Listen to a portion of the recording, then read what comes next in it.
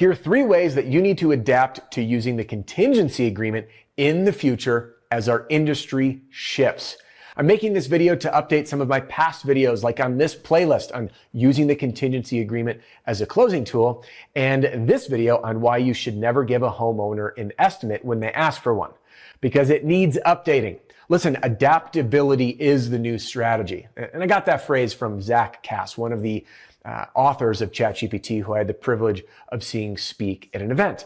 And this industry, as we know, marketing, sales, the economy, insurance regulations, state regulations, these are all constant moving targets. And I wanted to update these old videos to just share with you how some companies are still using the contingency agreement as a closing tool, but the threats that you need to be aware of so you can adapt in today's fast-changing times. Listen, this is a great video before we get started for you to put in your group chat with your company and share it with everyone so everybody is up to speed on the best practices of using a contingency agreement. And especially when you're selling against companies that refuse to use a contingency agreement, because there's 2 camps. There's pro-contingency and anti-contingency. And I want to hear from you. Which camp are you in? Drop a comment below and tell me why you feel the way you do. There's honestly no wrong answer. I'll share my opinion at the end, but for now, let's get started. Hey, welcome back. Adam Bensman here. And I'm very excited to dive into this topic because I know the contingency agreements are very contentious, but I still see a place for them, and I'll explain why at the end. All right, so adaptation change number 1. States like Florida and Minnesota have passed laws requiring contractors to provide a dollar amount on a contingency agreement. So gone are the days in those states of saying, hey, sign this contingency agreement, whatever the insurance company says, we're going to work with them, we're going to get it figured out, and that's the amount owed, and then you owe your deductible. But we've seen a lot of changes happening. And the first one is that in some states, you can't just say we're going to do it. Now, there's good news with this, though. And that good news is that many of us, when I say us, meaning contractors, are shifting from relying on storm work and playing in the storm damage restoration space with a retail focus and a retail mindset. And many people are doing that in response to the challenges that are coming up with insurance carriers, the higher deductibles, the challenge getting projects approved, and especially the cash flow problems that, in my opinion, insurance companies are really dragging us through by extending payment times. And that's why many contractors that I talk with and folks in RSRA that I've surveyed have experienced receivables out to 90 days, 60 to 90 days, which is nuts.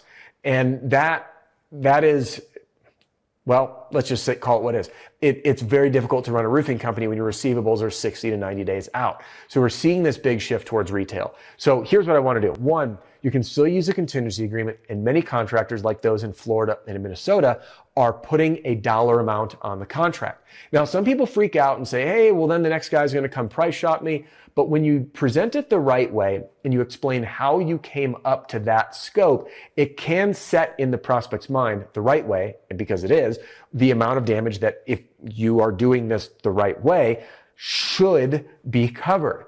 This also preconditions the homeowner to be ready to shift from going through the insurance process to handling this in a retail environment, potentially using financing.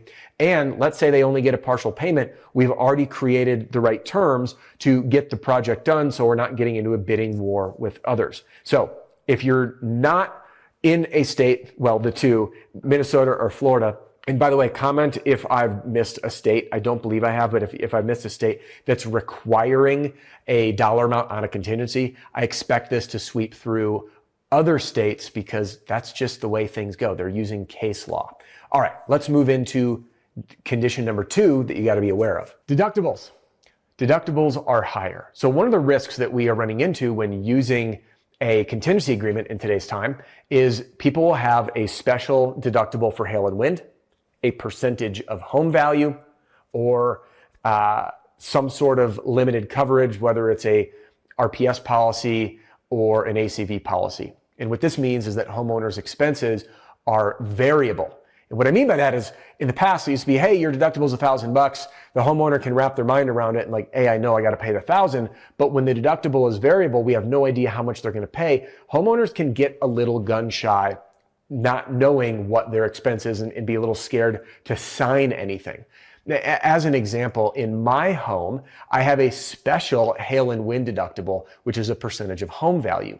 But when I put an estimate together on my roof, I realized that the cost of my roof is actually less than my deductible. What that means is basically my roof isn't insured. I'm going to have to cover the full expense. So this is something we need to be aware of.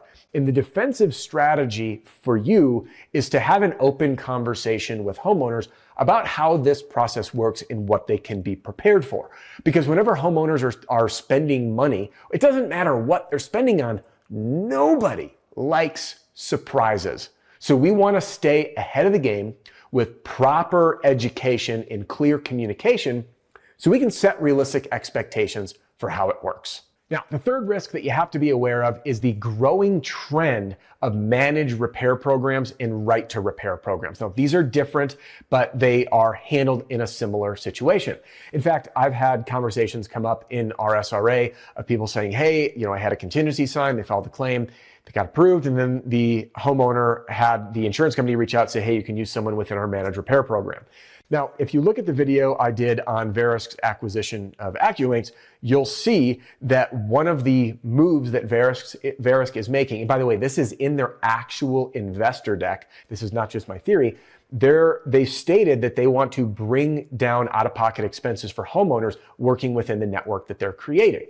What that essentially does is it makes it very difficult for anyone who's not in that network to sell against the backing of an insurance company, the relationship, but most importantly, hey, work with someone in our network and we'll do it cheaper. So it's just something to be aware of as you begin using these contingency agreements, that you may get to a point where a homeowner says, hey, thanks for getting me approved, we're all good. But then the carrier comes through and says, hey, you can use someone in our network and it'll save you X amount of dollars. How do you compete with that? Now, you might be able to, but I've found it to be quite difficult for most. So what do? Do we continue using a contingency agreement or do we move away from them? Love to hear from you and hear your opinion as to why, because there's pro-contingency and anti-contingency, and I see both sides, and now I want to share with you my perspective. Now, my perspective is this. I think they're going to become more obsolete as time goes on, but we're not there yet. The reason that I think that they're still viable now is because of how it creates the relationship with a customer. And I've shared this in previous videos in the playlist I shared in the beginning. But listen, when you start a relationship with someone and you have an agreement of how it works, you create a strong foundation in a strong relationship versus doing all of this work for nothing. So you can be in camp, we only handle everything by retail. You can be in the camp of we only do things by a contingency. Or you can just say, hey, this is what's working now, and keep your eye on what's changing and how things are changing. And like I said, I do think that contingency agreements will be phased out at some point, but we are not there yet. So just like how I've talked about the future of roofing in my report, the 2025 to 2028 roofing market report, the future trends that every $2 million plus company must know or get left behind. By the way, you can get a free copy in the link in the description. There's no catch.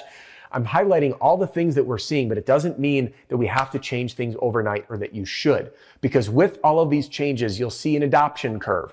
And just like when Uber came to life, people were like, wait a minute, you want me to call a complete stranger driving their own car and get in the car with them that I called them on an app? No thanks. And now the question is, what's a taxi cab? So we are in this adoption curve, and our job is to be adaptable, keep our eye on the ball, and that's what we do in RSRA. So if you want to learn what else you need to do to adapt in 2025 to 2028, then click the link in the description to get a copy of the report, and then jump into this next video. I'm going to teach you the trends of closing so you can stay ahead of what homeowners actually want. I'll see you in the next one.